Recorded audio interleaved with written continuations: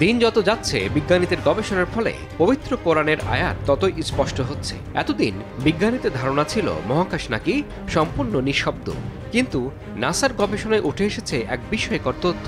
মহাশূন্য থেকে ভেসে আসা এক রহস্যময় ধ্বনি রেকর্ড করেছে নাসা, যা শুনে রীতিমতো অবাক বনে গেছেন গবেষকেরা।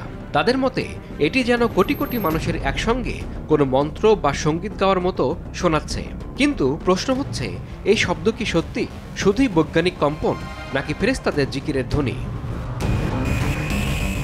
আজ থেকে 1400 বছর আগে আমাদের প্রিয় নবী হযরত মুহাম্মদ সাল্লাল্লাহু আলাইহি ওয়াসাল্লাম বলেছিলেন, আকাশের প্রতিটি অংশে ফেরেশতারা সিজদায় লিপ্ত এবং আল্লাহর জিকিরে ব্যস্ত। তাহলে কি এবার সেই সত্যের প্রমাণ পেল বিজ্ঞান? সহিহ মুসলিম হাদিস থেকে বর্ণিত, রাসূলুল্লাহ সাল্লাল্লাহু আলাইহি ওয়াসাল্লাম যখন মিরাজ থেকে ফিরে আসেন, তখন সাহাবারা তাকে জিজ্ঞাসা করেন, ইয়া রাসূলুল্লাহ, আপনি আকাশে কি দেখেছেন আর কি শুনেছেন? জবাবে নবীজি সাল্লাল্লাহু আলাইহি ওয়াসাল্লাম বলেন, আমি যা দেখেছি তোমরা তা দেখতে পাও না, আমি যা শুনেছি তোমরা তা শুনতে পাও না।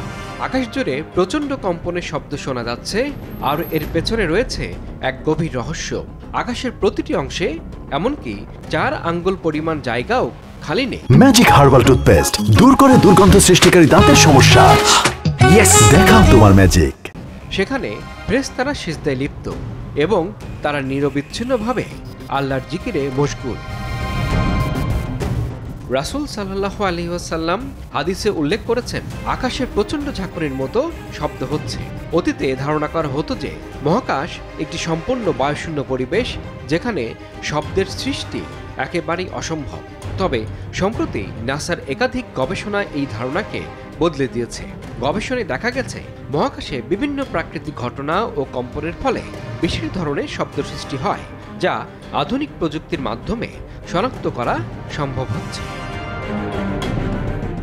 নাসার hour universe is not silent এবং লিসেন টু দ্য ইউনিভার্স শীর্ষক প্রতিবেদনে বিস্তারিতভাবে তুলে ধরা হয়েছে কিভাবে মহাকাশে শব্দের সৃষ্টি হয়।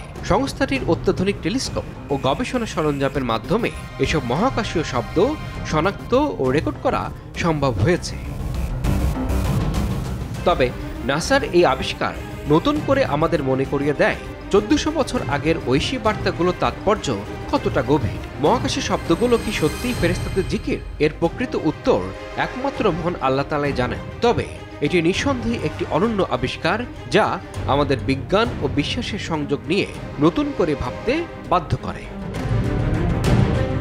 ইমরুল হাসান, RTV।